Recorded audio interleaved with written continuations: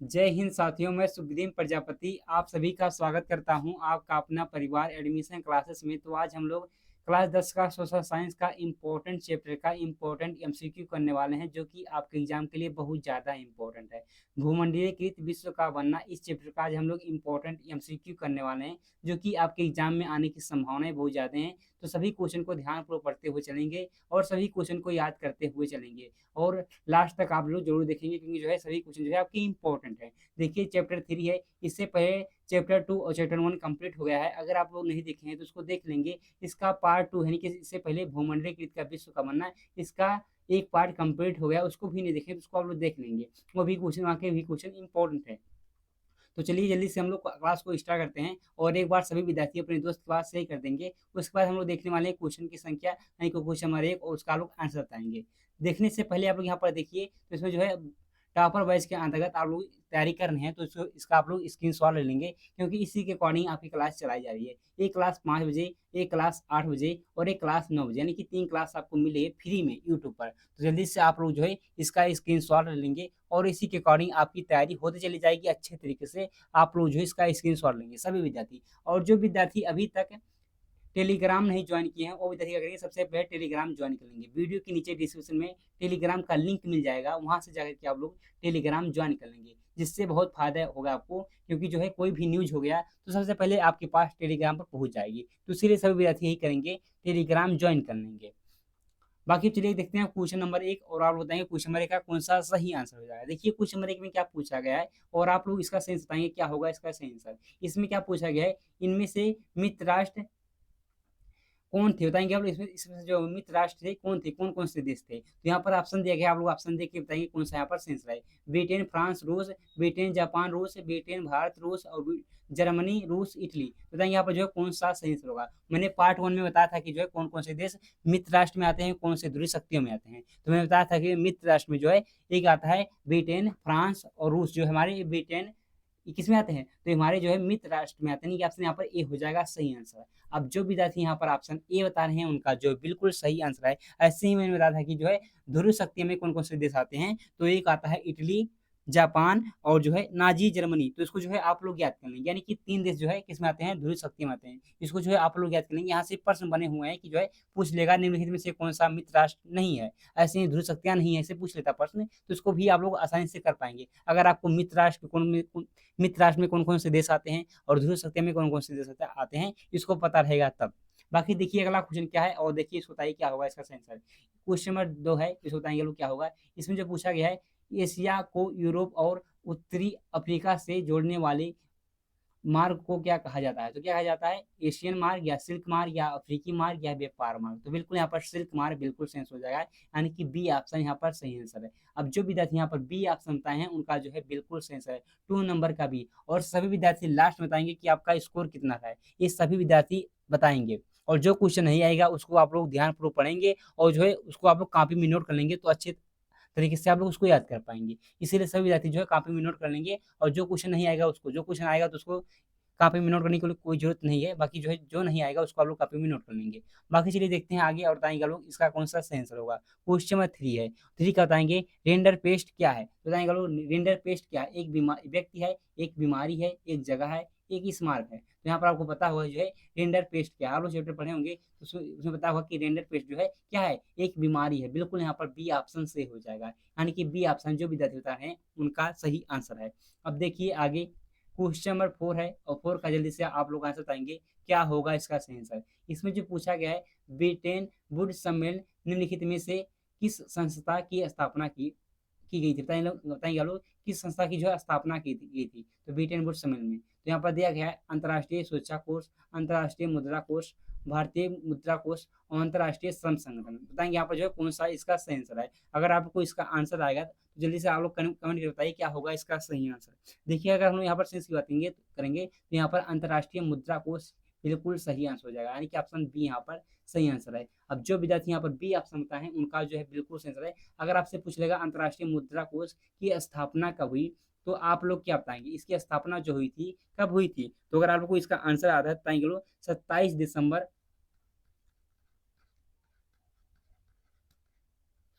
1945 को, तो उसको आप सभी विद्यार्थी याद करेंगे। 27 दिसंबर 1945 को अंतर्राष्ट्रीय मुद्रा कोष की स्थापना हुई थी, तो ये सभी विद्यार्थी इसको याद कर लेंगे। इसका मुख्यालय पूछा था, यानी कि इसका हेडक्वार्टर पूछा था कहाँ पर है, तो आप बताएंगे वाशिंगटन डीसी में, तो इसको भी आप लोग याद कर लेंगे। वाशिंगटन डीसी में जो है आज अंतर्राष्ट्रीय मुद्रा कोष की स्थापना है, हेडक्वार्टर है। बाकी चलिए देखते हैं आगे।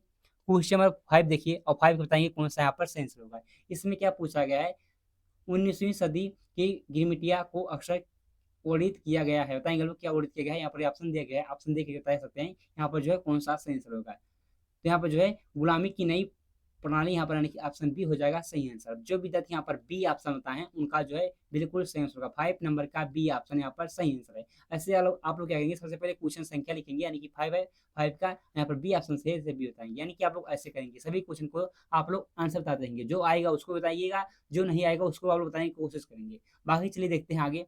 क्वेश्चन नंबर देखिए, क्वेश्चन नंबर 6 है, और 6 का जल्दी से आप लोग आंसर बताएंगे क्या होगा इसका सही आंसर।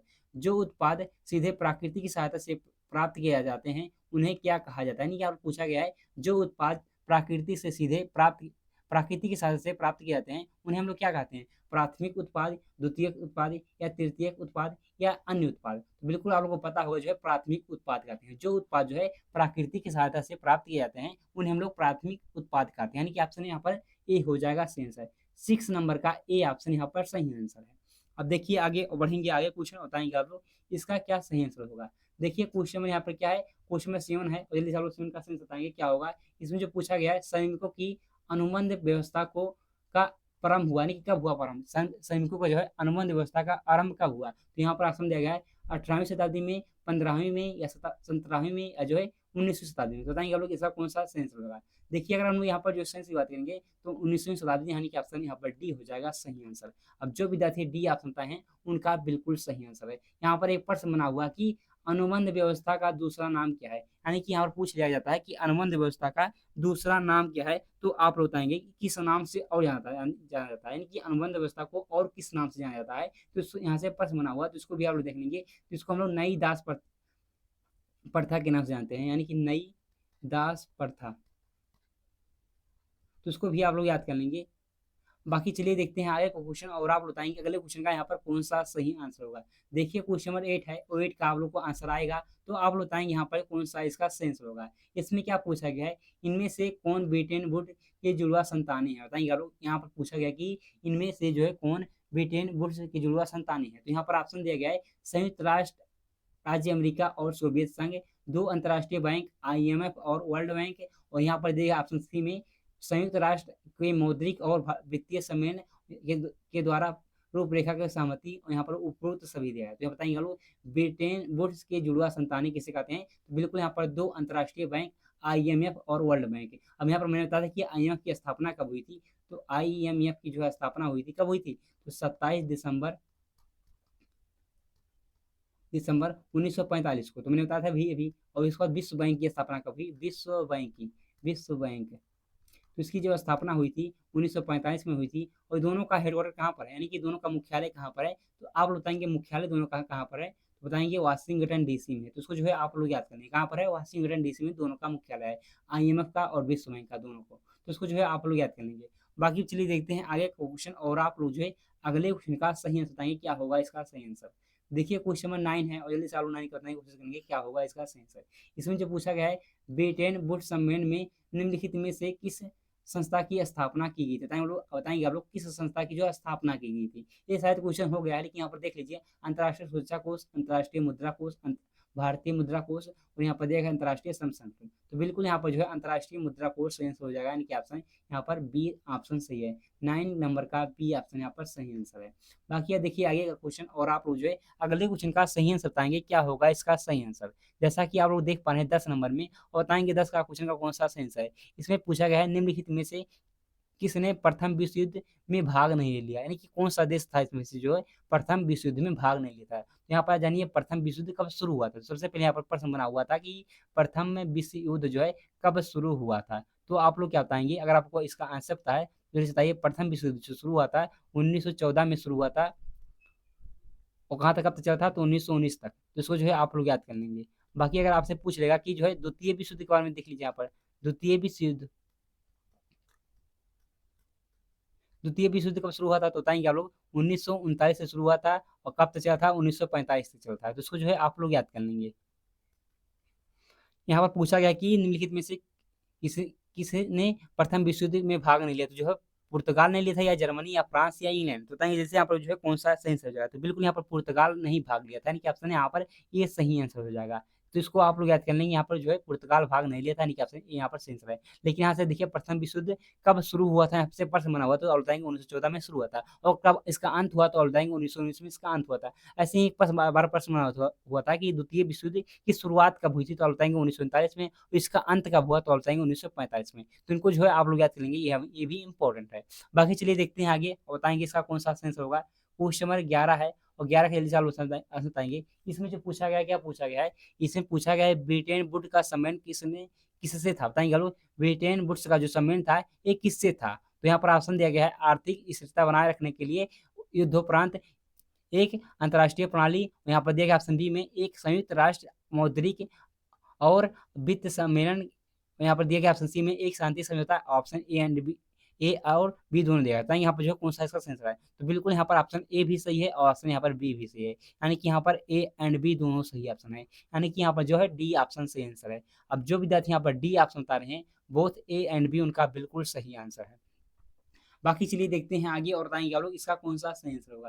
क्वेश्चन नंबर 12 है और जल्दी से आप लोग 12 का आंसर बताएंगे। इसमें टाइटल देखिए, मैंने कहा था कि जो है ऐसे प्रश्न पूछे जाते हैं, तो यहाँ पर पूछ लिया गया कि ध्रुव शक्तियों में शामिल नहीं है, कौन सा देश जो है शामिल नहीं है, जापान है, या इटली, या नाजी जर्मनी, या ब्रिटेन। तो देखेंगे तो जापान जो है ध्रुव शक्तियों में शामिल है, बिल्कुल है। उसके बाद इटली भी है, नाजी जर्मनी भी है, लेकिन यहाँ पर ब्रिटेन दिया गया है, ब्रिटेन नहीं है। तो ब्रिटेन किस में है, तो आप बताएं ब्रिटेन जो हमारा है ये मित्र राष्ट्र में है, मित्र राष्ट्र में। तो उसको जो है आप लोग याद कर लेंगे, यानी कि देखेंगे तो आपसे जो है यहाँ पर आप लोग याद कर सकते हैं। यहाँ पर जो जर्मनी, जापान हो गया, इटली हो गया, नाजी जर्मनी हो गया, ये तीनों देश जो है किसमें है, तो आप बताएंगे ध्रुव शक्तियों में है। लेकिन जो ब्रिटेन है ये हमारा मित्र राष्ट्र में है। और कौन से देश जो है मित्र राष्ट्र में है, तो उसको आप लोग देखेंगे तो ब्रिटेन हो गया, फ्रांस हो गया, सोवियत संघ हो गया, अमेरिका हो गया, इतने देश जो हमारे किसमें है, ये हमारे मित्र राष्ट्र में है। बाकी चलिए देखते हैं आगे, बताएंगे आप लोग अगले क्वेश्चन का कौन सा यहाँ पर सही आंसर होगा। क्वेश्चन नंबर 13 है और 13 का जल्दी से आप लोग आंसर बताएंगे और लास्ट में सभी विद्यार्थी बताएंगे कि आपका स्कोर कितना रहा है, कितना क्वेश्चन जो है आप लोगों ने सही किया है। इसमें जो पूछा गया है निम्नलिखित में से किसने अमेरिका अंतर महाद्वीप की खोज की, यानी कि यहाँ पर पूछा गया कि अमेरिका महाद्वीप की खोज जो है किसने की। वास्को डिगामा ने, यहाँ पर दिया गया है फर्डिनेंड मैगलन ने, यहाँ पर क्रिस्टोफर कोलंबस ने, कोपरनिकस ने। तो किसने की, तो बिल्कुल आप लोग यहाँ पर सही हो जाएगा, यहाँ पर क्रिस्टोफर कोलंबस ने किया, यानी कि आपसे यहाँ पर सी सही आंसर है। अब जो विद्यार्थी यहाँ पर सी ऑप्शन बता रहे हैं उनका जो है बिल्कुल सही आंसर हो जाएगा, 13 नंबर का सी ऑप्शन यहाँ पर सही आंसर है। बाकी देखेंगे आगे, तो क्वेश्चन में 14 है और 14 का जल्दी से आप लोग आंसर बताएंगे क्या होगा इसका आंसर।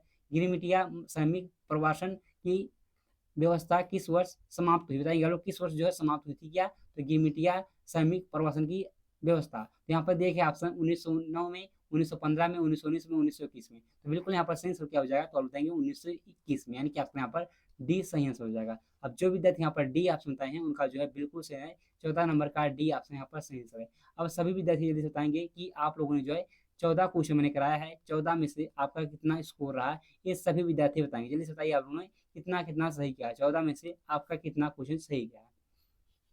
तो आशा है प्यारे बच्चे आज क्लास आप लोग को पूरा समझ में आया होगा और सभी क्वेश्चन आप लोग याद कर लेंगे। ये सभी क्वेश्चन जो है आपके एग्जाम के लिए बहुत ज़्यादा इंपॉर्टेंट है। और जो विद्यार्थी अभी तक टेलीग्राम नहीं ज्वाइन किए हैं वो विद्यार्थी क्या करेंगे, वीडियो के नीचे डिस्क्रिप्शन में टेलीग्राम का लिंक मिल जाएगा, वहाँ से जाकर के आप लोग टेलीग्राम ज्वाइन कर लेंगे। और जो विद्यार्थी अभी तक टॉपर बैच का स्क्रीनशॉट नहीं लिए हैं उस विद्यार्थी जो है इसका स्क्रीनशॉट ले लेंगे, क्योंकि इसी के अकॉर्डिंग आपकी क्लास चलाई जा रही है। ये क्लास जो है 5 बजे चलती है, एक क्लास 8 बजे और क्लास 9 बजे चलती है। तो इसी के अकॉर्डिंग आप लोग अपनी तैयारी करते रहिए। देखिए इसका पार्ट 2 कंप्लीट हो गया है और पार्ट 1 जो भी कंप्लीट हो गया था, अगर आप लोगों ने पार्ट 1 नहीं देखा तो उसको आप लोग देख लेंगे। और आज पार्ट 2 भी कंप्लीट हो गया, इसको भी आप लोग देख लेंगे और इसको भी आप लोग याद करेंगे। सभी क्वेश्चन जो है आपके इंपॉर्टेंट हैं। तो हम लोग मिलते हैं क्लास में, तब तक के लिए जय हिंद जय भारत।